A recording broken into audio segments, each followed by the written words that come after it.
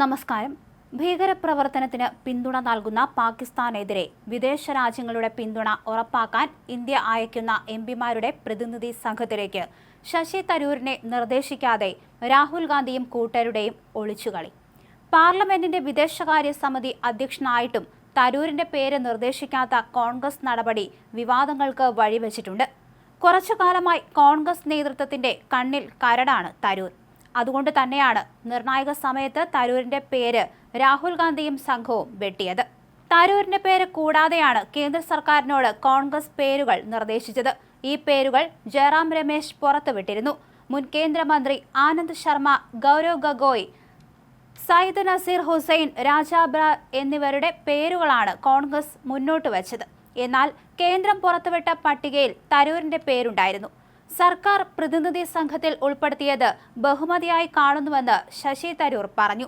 ദേശീയ താൽപര്യമുള്ള വിഷയങ്ങളിൽ മാറി നിൽക്കാനാകില്ലെന്നും തരൂർ എക്സിൽ കുറിച്ചു. അടുത്തിടെയുണ്ടായ സംഭവങ്ങളെക്കുറിച്ച് നമ്മുടെ രാജ്യത്തിന്റെ ഭാഗം 5 പ്രധാന രാഷ്ട്രങ്ങളോട് വിശദമാക്കാനുള്ള സർവകക്ഷി പ്രതിനിധി സംഘത്തെ നയിക്കാനുള്ള കേന്ദ്ര സർക്കാരിന്റെ ക്ഷണത്തിൽ ഞാൻ അഭിമാനിക്കുന്നു.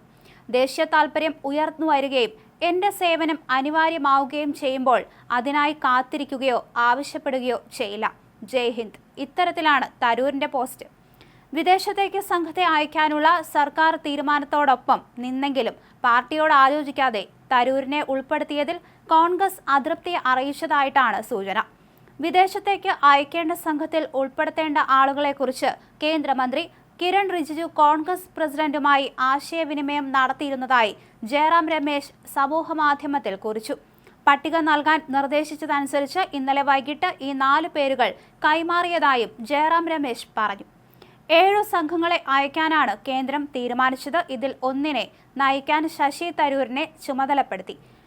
UK-US ദൗത്യ സംഘത്തെ നയിക്കാനാണ് നിർദ്ദേശം. കേരളത്തിൽ നിന്ന് ശശി തരൂർ, ET മുഹമ്മദ് ബഷീർ, ജോൺ ബ്രിട്ടാസ് എന്നീ എംപിമാരും മുൻ കേന്ദ്രമന്ത്രി വി മുരളീധരനും വിവിധ സംഘങ്ങളിലായുണ്ട്.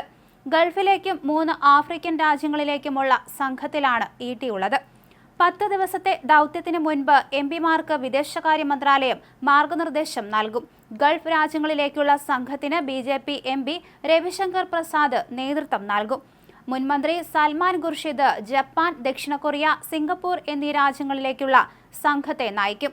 കനിമൊഴി, സുപ്രിയ സുളെ, ഏക്നാഥ് ഷിൻഡെ എന്നിവരും ഓരോ സംഘങ്ങളെ നയിക്കും. പാകിസ്ഥാനും വിവിധ ഭീകര സംഘടനകൾക്കുമെതിരെ നടപടിക്കുള്ള നീക്കങ്ങൾ UN ഉൾപ്പെടെ കേന്ദ്രം ആരംഭിച്ചിട്ടുണ്ട്.